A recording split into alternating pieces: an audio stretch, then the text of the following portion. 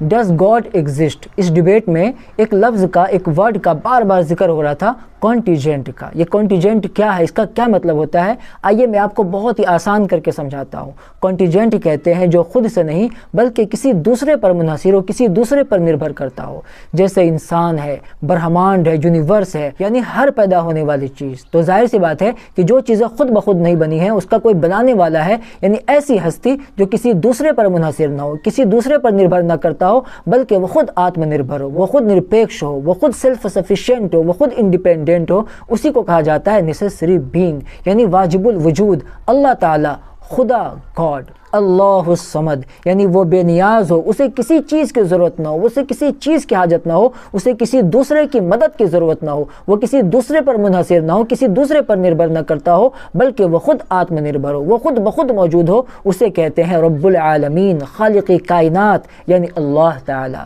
تو امید کرتا ہوں کہ آپ کانٹیجنٹ کا مطلب سمجھ گئے ہوں گے، اسی طرح سے آپ نیسیسری بینگ کا بھی مطلب آپ سمجھ گئے ہوں گے۔